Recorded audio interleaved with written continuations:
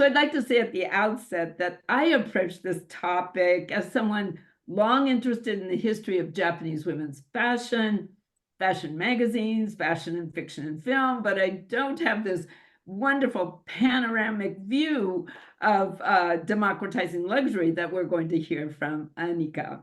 So when I taught a seminar in modern Japanese fashion, it was 2018, and I assigned Annika Culver's article, Shiseido, Empire of Beauty, Marketing Japanese Modernity in Northeast Asia, 1932 to 45, in which she also discusses in Democratizing Luxury. What was certainly the hit reading of the class. I highly recommend it.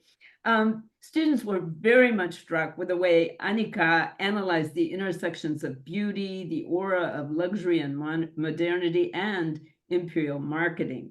So now with the book, we can take all these issues much further. Well, let me give you a very quick overview, and she'll take you much deeper into it.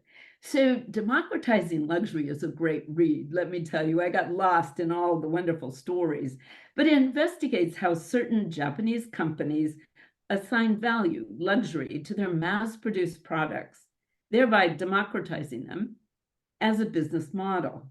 The main chapters of the book take us from Tokugawa merchant practices, shopping in Tokugawa, through the 20th century to online shopping today. Chapters progress chronologically, divided by era. Each chapter analyzes fascinating case histories of well-known corporations and their product development and marketing strategies, always in response to their times. We follow three main kinds of products. First up, beauty aids, cosmetics, and toiletries, then whiskey and watches. Later chapters also take up avant-garde fashion. Importantly, Annika Culver draws our attention to the political value assigned to producing and acquiring these products, emphasizing that luxury in a Japanese context emerges as a high-quality artisanality that is artificially assigned to mass-produced products, which communicates a particular sense of place that's tied to region or nation. We learn many things in the book. We learn, for example, the importance of the limited edition item, which, when imbued with the aura of luxury and available from a range of price points, does the work of democratization. We also learn how Japaneseness itself becomes marketed as conveying a unique form of luxury.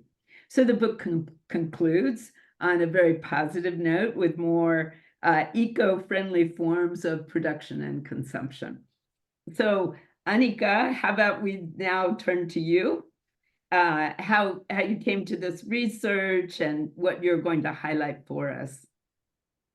Thank you, Jan, for that wonderful introduction. And thank you, Sara and John, for hosting this for the Modern Japanese History Association. I'm delighted to be able to present my work today, and I hope everyone will have a chance to read the book and read the different stories and engage with some of the products that I highlight. And as Jen and I were talking about right before the presentation, one of the side effects of doing this work is you want to buy everything. So you yourself become a consumer or participant observer in this process, kind of an autoethnography of my work as what I'm not doing when I'm a historian as I shop in Japan.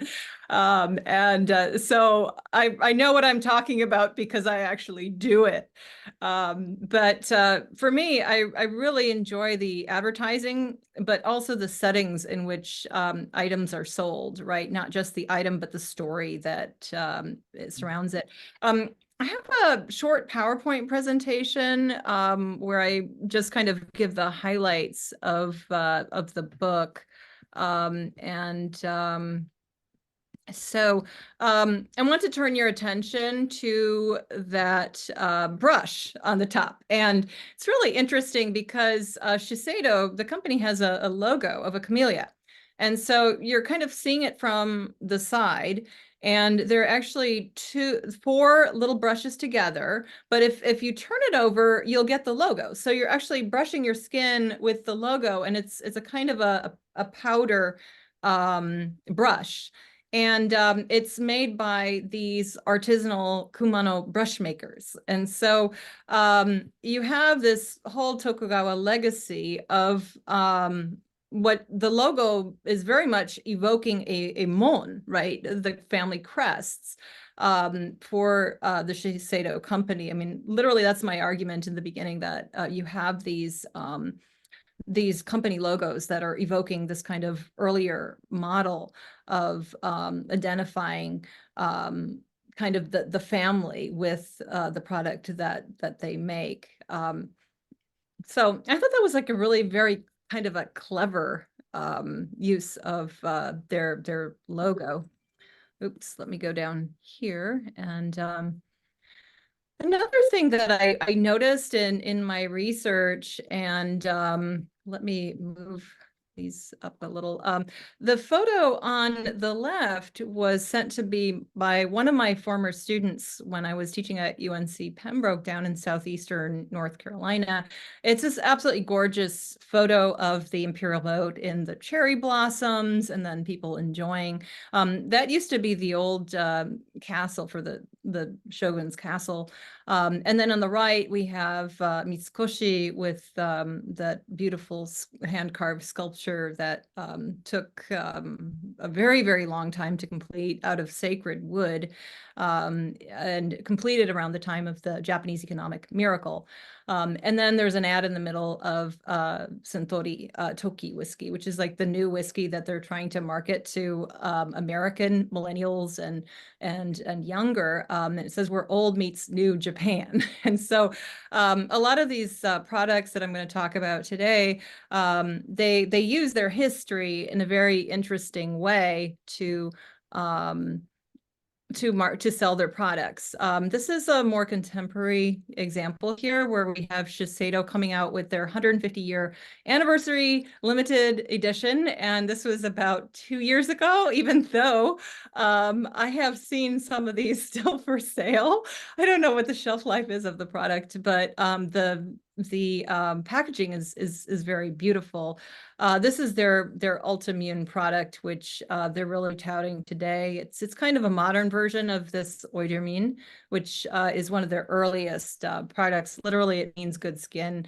And it's interesting because in the past, in the late 19th century, when many of these companies incorporated themselves, there was this idea that you're going to create a product that is an alternative to those that you can find in the West, but still high quality, right? Because Western used to be a connotation of luxury back in, for example, Meiji. And then in comparison with now, it's the very Japaneseness that you're selling as a marker of luxury. And you can kind of see the art there as well.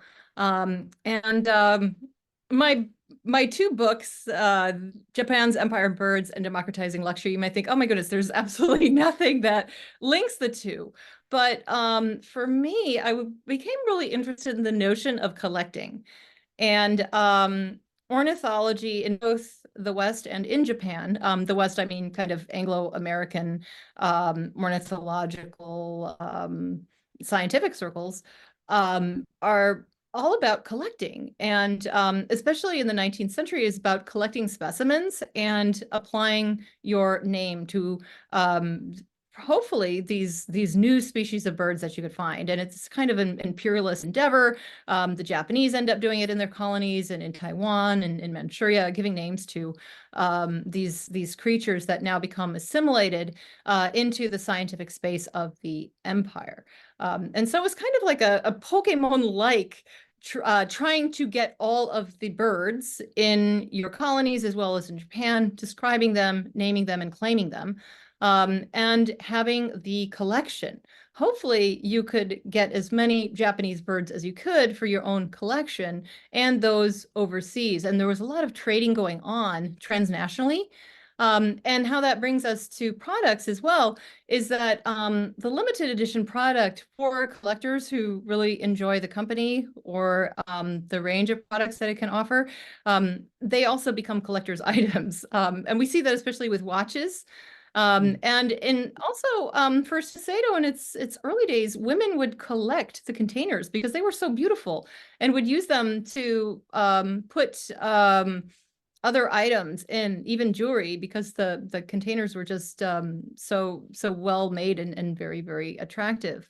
And so this idea of collecting, and then later on when I talk about Sanrio and character, obviously, this notion of the collection, and there's a kind of commodity fetishism involved, which of course, the narrative surrounding either the acquiring of the specimen or the acquiring of the product or how the product was made, you're also collecting that, right? And Anne Allison, in her book Millennial Monster, she talks about something called commodity animism, which is really interesting. It's a very modern phenomenon, more recently, the past few decades, where in a world that you have this sort of intimate alienation. It's a term that she talks about, where you've got young people that are on the subway. And I saw this when I was a teacher in Japan. They're playing around on their little phones and they're texting each other, but they're not talking to each other because they're too shy to talk to each other, especially if it's a boy or a girl, and they're not always interacting like that. They go on their little phones, and so they would interact through these characters hanging from their phones. This was back when I was a teacher in the late 90s, that you could hang the toggles from your phone and there would be little characters. And then they would interact through the means of these items that would be collectible. And that's what they would talk about. That would take them out of their electronic space into, I guess, the real space, but it was still a fantasy space mediated by these objects, where these commodities almost had a kind of animistic role in generating these relationships. And I was absolutely kind of fascinated by that. And also the bird specimens as well. So I'll show you a little bit more about the specimens in just a minute. But for this book, I actually became a ethnographic observer, a consumer participant, and became part of focus groups, yes, for Shiseido. And I actually won one of these Ultimune bottles. They're actually $110. They're not cheap. You can see I'm one of those sweepstakes winners, and everybody has kind of funny names. You can probably see which my name is, considering I did a lot of research on Manchukuo. My name is up there on the left. And I also did focus groups for Nordstrom because they were interested in what a more diverse group of consumers was looking for in especially their advertising. And interestingly enough, for Creed, so they were able to create smaller versions of their product through, you can just buy some samples in a very, very beautiful box. As well as, if you really like all the samples, you can get a much larger box with 15 different samples plus a coupon to buy an actual large size product. I was also part of the Harvard Alumni for Fashion, Luxury, and Retail, which is really interesting because I was able to interact with people in different industries and find out more. Timothy Parent was really helpful for many, many years. He had worked in China as a brand consultant, and he had also done a lot of research on Chinese street fashion. He's actually working on Reform U right now, which is a online, kind of an online university, how to teach consumers more about fashion sustainability. And so these are some of the trends that I was exposed through with, my more anthropological work beyond being a historian. But yes, I did a lot of work as in the archives. and in particular to learn more about collecting. And I just wanted to go back to what I was talking about a little bit before about these specimens and collecting. On the left is Hirohito's bird specimen cabinet. It's in the Yamashina Institute for Ornithology. And yes, that actually belonged to the emperor. And it's really amazing. It's in a corner, kind of forgotten. And then in the middle is it's sort of like their logo of the I'm just I think it's a flycatcher of some sort, right? It's a kingfisher, and then you can see on the right is where you put your specimens. Those are Paulownia. It's kind of like a tansa, right? You have Paulownia wood to put your kimono in so that the moths don't eat them.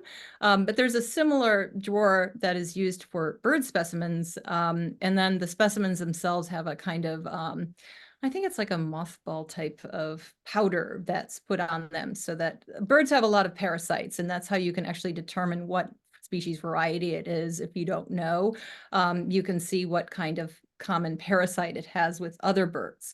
And if two bird sorts have different parasites, you know that they're different species. And so that's how you can determine which it is. So I learned a lot about birds and collecting as a precursor to my work in democratizing luxury, and also to understand the notion of why people would want to acquire something, right? I mean, it's not a product, right? It's a bird. It's a living thing, but it becomes a commodity in the knowledge, in this kind of this knowledge marketplace in a way, right? Where knowledge is really the commodity, and then to interact with the specimens as a kind of currency. For the Japanese scientist that I had examined, but also later on for people who are especially into watch collecting, and they go on to these forums, especially they're Seiko enthusiasts. And the made in Japan is like the holy grail for more modern collectors, for example. And so these are themes that are illuminated a little bit more, closely in my book, but let me go back. I don't know what happened here. Oops.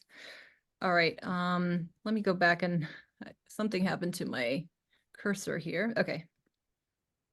All right.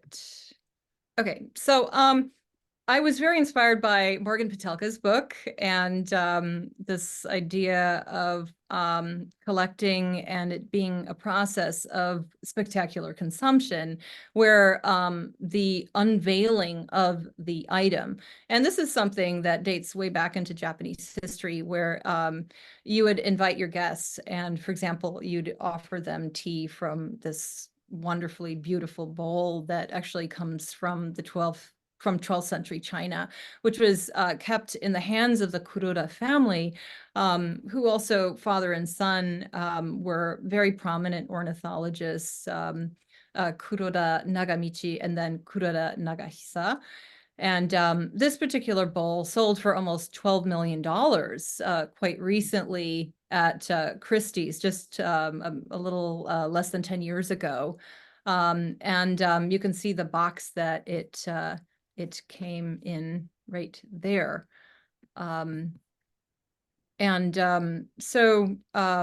the idea of owning these items carries with it a kind of connotation of status, right?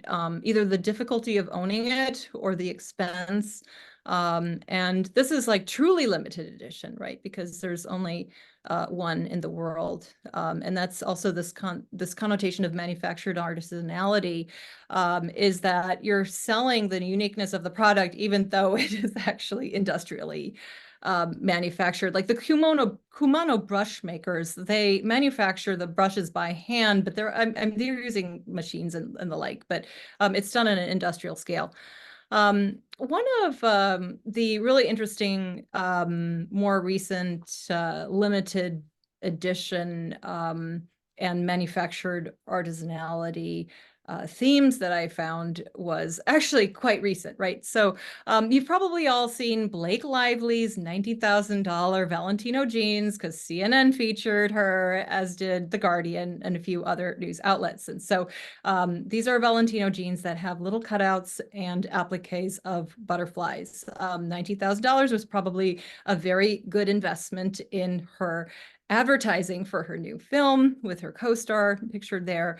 But if you really, really want to have something limited edition, you will actually fly to Tokushima on Shikoku, which was a former Han of the Hachiska clan. And these are hand-dyed indigo jeans from the indigo that is grown there by there are only a few farmers left, but now they're kind of hipsters. They're like hipster organic farmers that are making denim with vintage sewing machines, and they're hand dyed, and they're basically young men who probably like 30s, early 40s, who are very proud of their arms become dyed. They are almost like tattooed with this very deep indigo color. And the irony is, of course, in the United States, this is working class clothing, right? And you definitely have to have the cash to partake. But even if you don't have the cash, you can buy some seeds or some indigo seeds or a matchbook or this $55 Tokushima hand-dyed indigo bandana, which is really cool because it shows some of the products from there. It's like a meibutsu, right? A Tokugawa meibutsu, and just packaged in a different way. It's very much part of this trend that you may have all seen, which is called quiet luxury, when Gwyneth Paltrow popularized it a few years back, I think, or maybe last year. But the idea of limited edition, the Japanese idea of luxury is much more like quiet luxury, and it has long roots in history, in fact. Not quite so recent anymore, but the Bank of Japan did a survey of Japanese consumers, and the brand reputation is really low on their list. They want things to be cheap. They want 54%. They look at low price as being a determinant in terms of how they choose goods and services. Safety is also really important. And wholesomeness as well. And so how do you get people to buy things if they are really a nation of reticent consumers?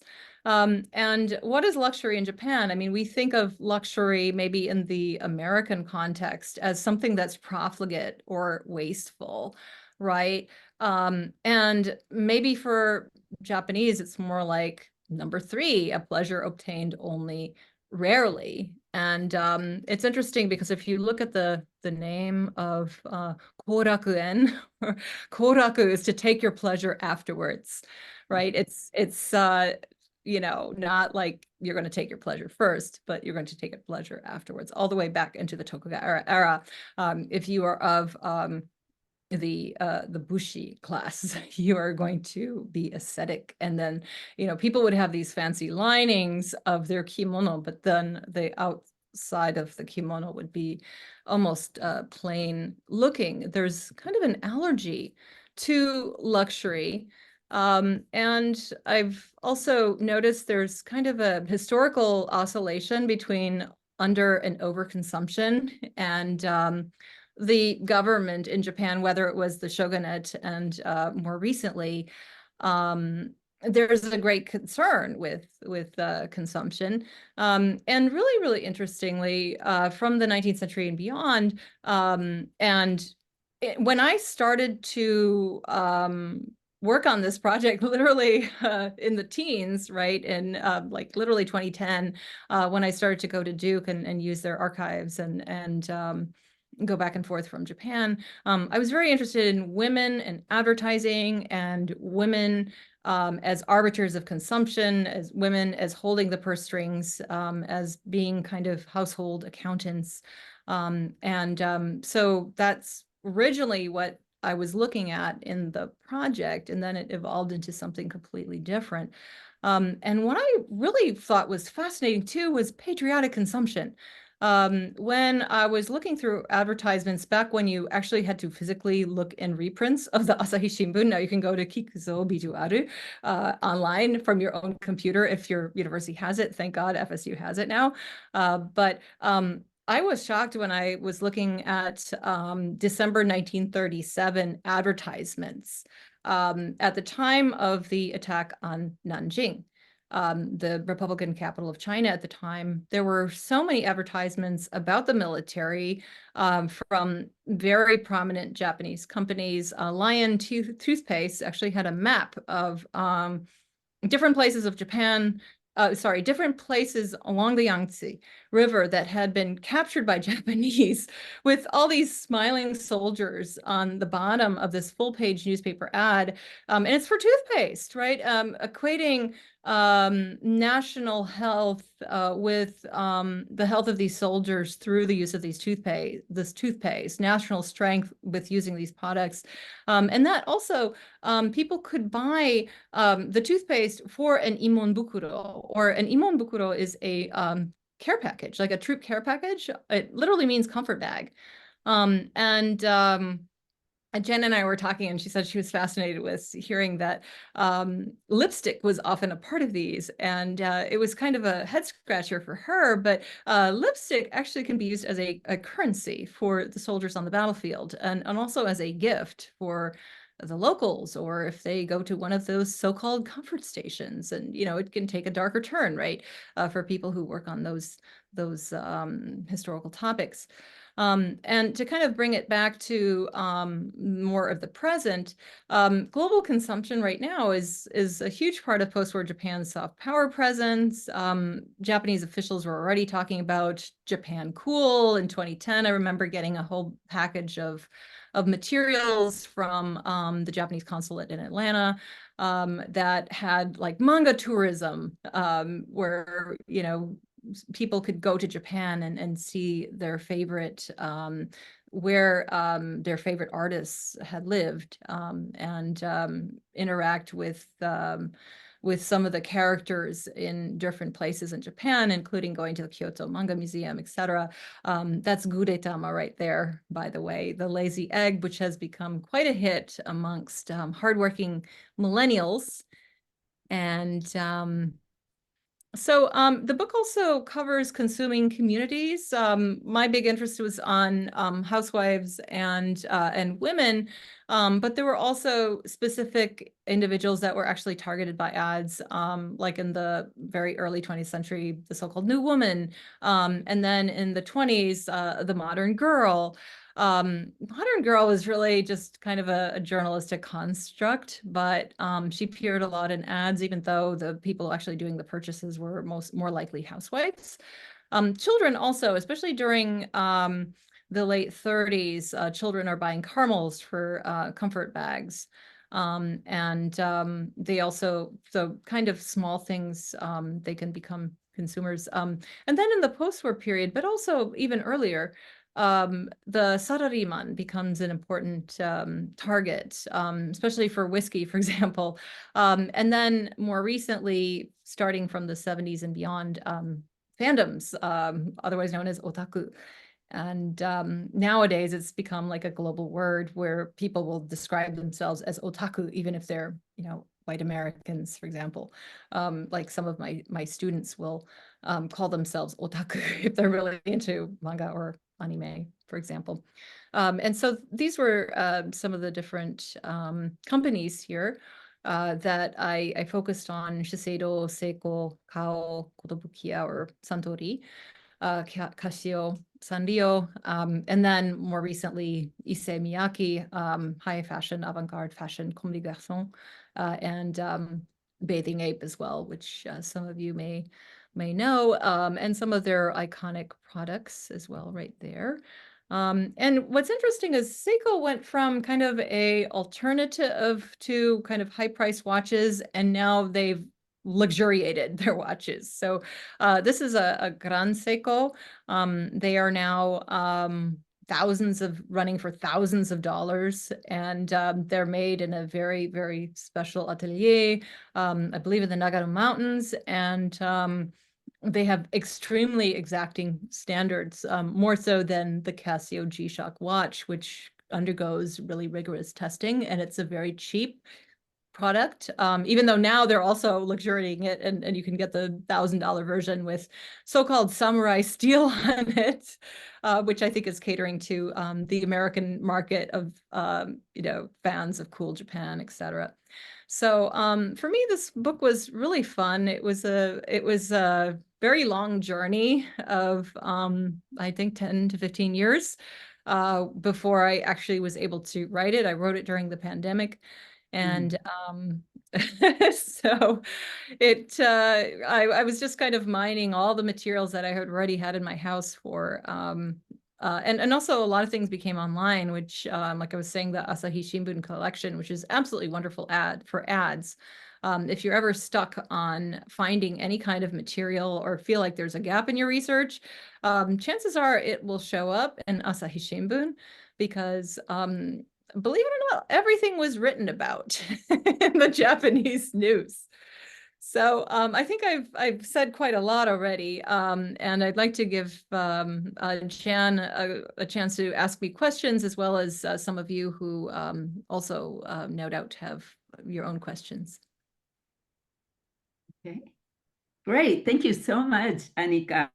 And I'll start off the questions, and we hope to see a lot of questions in the chat, which Sara will read and Annika will respond to. So I think your book would also be a very good documentary film, or documentary TV show with episodes, and one could be cosmetic, or it could follow your book by era. And the reason I think that is because you take these things that just seem so ordinary, as Seiko watch, for example, now, and you show this long history. And then as you do the history, you also bring out how people used it. And it brings in this very human quality to the story, all this interaction between people trying, corporations marketing, advertising, people buying it, and then people using it in all these different ways. And I mean, I've never seen so many ways that people use lipstick and during wartime. And I felt that was just such a interesting part of the story, because it's not something I would associate with, especially with all the deprivation and the dangers of wartime. And then also when you were doing the research at Shiseido and I believe Cow, and you were going into the wartime archives, they were very uncomfortable about that. So can you talk a little bit about how you approached that? Doing more research that they considered less welcome. Yeah, it was really, really fascinating, because on one hand, really big corporations in Japan, they will do a shashi, they will do like maybe 10-year history, or sometimes even 100-year history. And they have their own corporate archivists, and they're very proud of the stuff that they are archiving. And I was in Kao, their headquarters, and they showed me a film, which was, their promotional film. And I was given some kid gloves, and I had in my hands literally the formula for their soap that they were making for the Japanese military in Nanjing. And I was just blown away by it. I'm like, oh, can I take a photo of it? And they said, oh, no, please, you can look at it, but please don't write about it. And they were very nervous, because they are a billion-dollar corporation. And this was like over 10 years ago, and it was at a time when they were really making inroads into the People's Republic of China. And so it for them, there have been a lot of boycotts of Japanese products in China. In 2012, there was a particularly kind of vicious burning of Japanese products. Before that, in 2005. And so they really wanted to avoid having this out in the open, this negative publicity. But to me, this was fascinating. And then also that this was a military-made soap. And then they were very proud of the fact that in Manchukuo in Shenyang, there was a factory that had allegedly saved American prisoners, even though it was being made by slave laborers. I guess I guess that, you know, there could be a worse fate, right? There were other, like that infamous Unit 731 that prisoners of war could end up in, right? And I think most of us know of that. It was involved in bioweapons research back on the outsides of Harbin, Pingfang. And so they were a little uncomfortable. Shiseido is as well. But Shiseido, interestingly, they have this beautiful museum attached to their headquarters in I believe Kakegawa, and it's in the Shizuoka tea producing country. It's a very beautiful surroundings, and they had those lipsticks with the wooden hulls because the other containers, the materials for the other containers were needed for war, right? Anything that Yeah, you like mentioned that they still would have this. Yeah. Yeah. So you couldn't use like aluminum. You couldn't use any kind of like not bakelite, but some kind of protoplastic that could be made out of petroleum. That was a big no-no back then. But yeah, and so at the very end of the war, Shiseido was making perfumes, interestingly enough, allegedly being sold to the Russians. So it was this really kind of unique history, and there more and more work is being done on that topic. A lot has been done in German history, like Krups and so on, but not so much in Japan. But this kind of alternatively treating you like an honored guest, but then also being nervous about, well, what is she going to write about, right? Yeah. Did you feel Also, you had to explain it? Did you feel like they said we'd rather you didn't write about it? I mean, how do you interact in that type of situation? Do you just avoid you just saying like, anything? I mean, it was just such an interesting part. And I suppose a lot of people doing research, not only in Japan, but in a lot of different archives or interviews, end up in these situations where you get the feeling like the story's going fine until the person doesn't want you to really tell that part of the story. I sense a tension. I sense that they were really proud of these materials and that they kind of wanted people to write about it, I think. But because of the company, the mission, right? The company needs to make profit and it needs to be successful in marketing its products. That's a conflict of interest. But they are historians, and I thought that, you know, we're very, very interested in like the documents, right? And these materials, you get very excited about handling them and seeing them. And oh my God, the formula, right? I mean, I don't know anything about chemistry, but it was literally the formula that they had there. And so it to me, it was just very, very exciting. And also to look at some of their earlier wrappers of the soap for military made soaps in the late 19th century.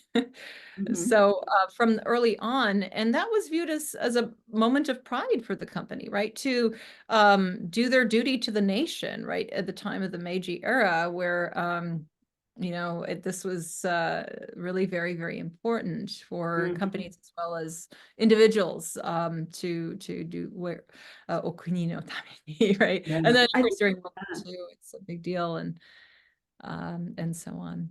I think you really communicate that excitement people can feel about seeing this sort of material evidence, like actually seeing a lipstick case made of wood because it was wartime. For example, once in Osaka in 2011, I went to a modern girl museum exhibition, and they had a lot of old lipsticks and things, and people seemed to be crowded around to these. It felt more like a kind of a romance of the artifact a bit compared to a painting or something like that. But maybe to move ahead to, because you do all this great research on the avant-garde fashion, and in your chapter on the delicious life in Japan in the 1980s, you were writing about how a brand's Japaneseness became a selling point both at home and abroad. And then I was really struck by how some Western fashion critics tried to deal respectfully with the idea that these big fashions were coming from Japan.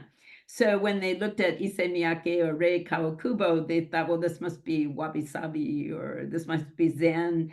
And yet you pointed out that this made them miss entirely how those two designers were really captivated by 1970s punk fashion in New York or London or both. Yeah. So but they are trying, they're trying to kind of think about their own position, and they don't want to dismiss something thinking it doesn't fit our own model. And yet then it gets into this very kind of Orientalist attitude. Yeah, it's do you want to comment on that? And then we could go into cultural appropriation. Because like cultural appropriation, there's this moment in post-war Japan, right, where there's this trend of amitora, which David Marks has written about in his wonderful book. And so they're appropriating kind of American prep school fashion, and but it's also a two-way street, right? Because later on, Nigo, who creates this bathing ape company based on his favorite film, The Planet of the Apes, he uses American brand consultants, namely Philip Santiago from LA, who is, he was a Latinx consultant who was trying to help Nigo with creating this authentic American street fashion. Oh, yeah. Mm-hmm. And I mean, now he has a very interesting career. Now he hunts denim. He goes across the whole United States searching for American denim for Japanese. Selling it for thousands of dollars to Japanese, especially, if you can get anything 1960s and beyond. Yeah, and so there's like this going back and forth, this kind of cross-cultural flow. It seems that comes up in so much of your discussion of these products. And just to name one, you mentioned that Issey Miyake and Mary McFadden, the American designer, both become famous in the 80s for pleats. And yet they're both drawing on this fashion designer, Fortuny? Yes, who used pleated fashion from 1907 to 1955. Then it gets even more complicated because Mary McFadden uses Australian fabric dyed in Japan, sent back to the US for the pleating, but she gives this technique a name that's a Japanese version of meri or something like that. So this whole question of cultural appropriation, which can often get simplified as just one powerful group taking from a group that's very disadvantaged by that appropriation. And here we say, we can see it probably throughout almost all those products you're talking about, that it's a very transnational activity, that things go back and forth.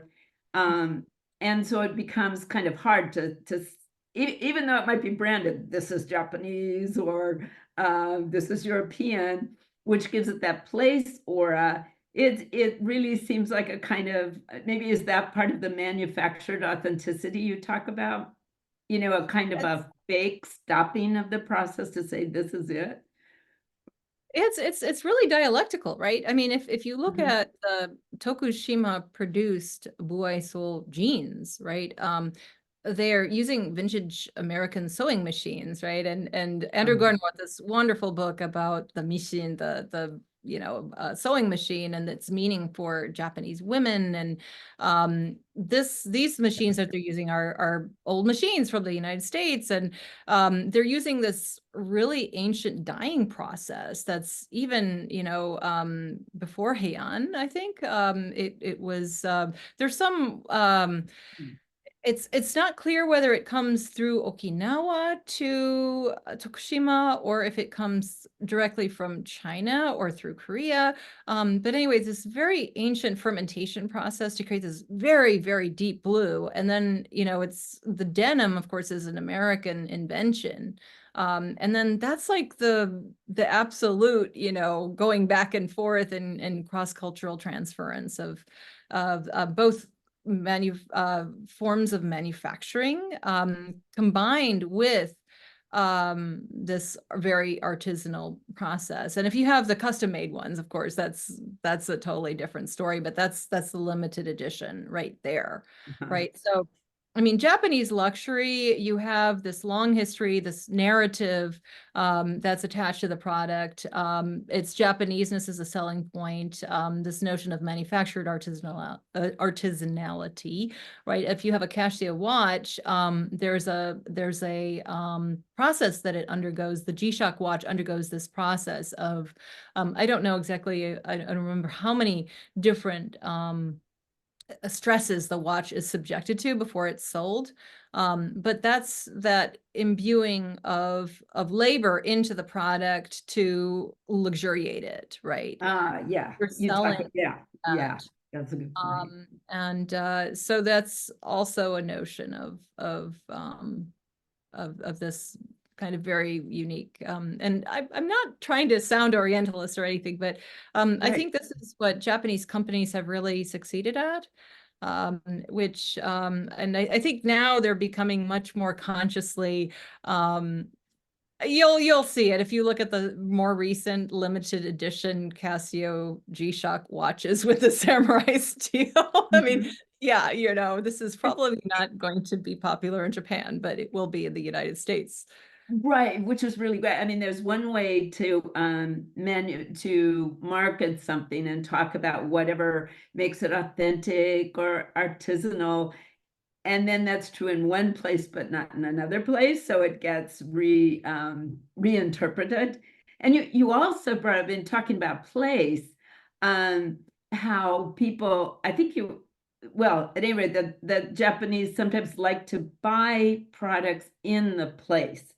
And we were talking earlier about how when Louis Vuitton bags were first very popular in the 70s, then in France, they made many more shops because Japanese tourists wanted to buy them in the shop. Even though it was the same bag you'd get in Tokyo, that it really had a different feeling. So there was something about the experience of it, or it also makes me wonder, well, how far does aura go?